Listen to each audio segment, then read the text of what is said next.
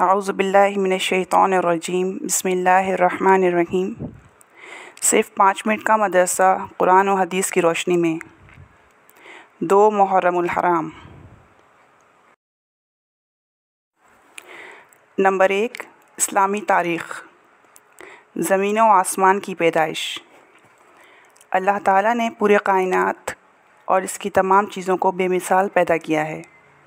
कुरान करीम में ज़मीन व आसमान की पैदाइश का तज़किरा कई जगह आया है और बाज़ जगह सराहत के साथ मज़कूर है कि किसको कितने दिनों में पैदा किया है।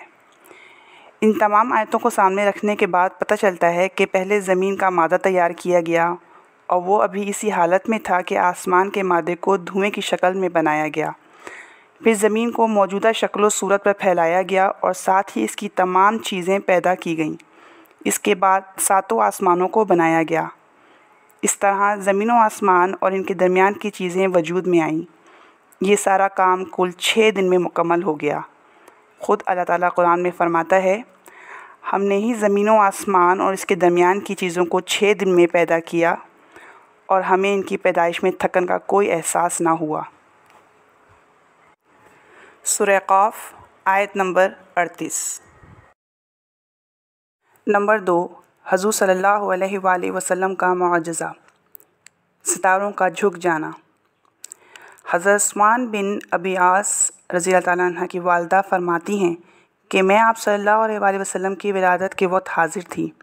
जब आप सल्लल्लाहु अलैहि वसल्लम पैदा हुए तो मैंने देखा कि सारा घर नूर से भर गया।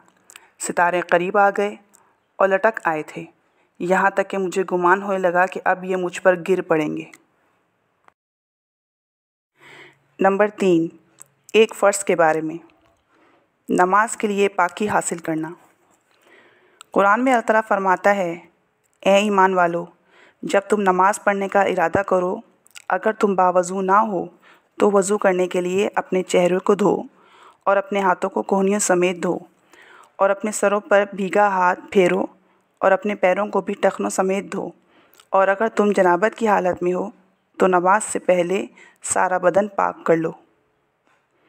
सूरह माइदा आयत नंबर 6। नंबर 4, एक सुन्नत के बारे में। दुआ करना एक इबादत है। कुरान में अल्लाह ताला फ़रमाता है, मुझसे दुआ मांगो, मैं तुम्हारी दुआ कबूल करूँगा। सूरह मोमिन आयत नंबर 60। और रसूलुल्लाह सल्लल्लाहु अलैहि वसल्लम ने फ़रमाया, अद्दुआउ हुवल इबादा, दुआ ही इबादत है। नंबर 5, एक अहम अमल की फ़जीलत। नुकसान से बचने के लिए रसूलुल्लाह सल्लल्लाहु अलैहि वसल्लम ने फ़रमाया, जो शख्स इस दुआ को सुबह और शाम 3 मरतबा पढ़ लिया करे, इसे कोई नुकसान नहीं पहुँचेगा। बिस्मिल्लाहिल्लज़ी ला यदुर्रु मअ इस्मिही शैउन फ़िल अर्दि वला फ़िस समाई व हुवस समीउल अलीम। तर्जुमा, शुरू करता हूँ अल्लाह के नाम से जिसके नाम की बरकत से ज़मीन व आसमान की कोई चीज़ नुकसान नहीं पहुँचा सकती, वो सुनने वाला और जानने वाला है। नंबर 6, एक गुनाह के बारे में। सूद खाना। कुरान में अल्लाह ताला फ़रमाते हैं, जो लोग सूद खाते हैं तो कल क़यामत के दिन कब्रों से इस शख्स की तरह उठेंगे जैसे किसी को जिन भूत ने लिपट कर पागल बना दिया हो। सूरह बकरा आयत नंबर 275। नंबर 7, दुनिया के बारे में। दुनिया पर राज़ी होना। कुरान में अल्लाह ताला फ़रमाता है, क्या तुम लोग आखिरत की ज़िंदगी के मुकाबले में दुनिया की ज़िंदगी पर राज़ी हो गए? दुनिया का मालो मता तो आखिरत के मुकाबले में कुछ भी नहीं। इसलिए किसी इंसान के लिए ये मुनासिब नहीं है कि वो आखिरत को भूल कर ज़िंदगी गुजारे या दुनिया के थोड़े से साज़ो सामान की खातिर अपनी आखिरत को बर्बाद कर दे। सूरह तौबा आयत नंबर 38। नंबर 8, आखिरत के बारे में। मुर्दा की हालत।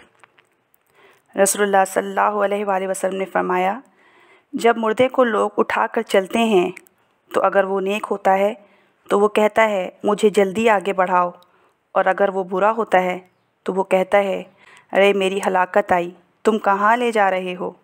اس کی آواز کو جن و انس کے سوا اللہ تعالیٰ کی تمام مخلوقات سنتی ہے۔ اگر اس کی آواز انسان سن لے تو بے ہوش ہو جائے۔ نمبر 9، طب نبوی سے علاج۔ ہر مرض کا علاج۔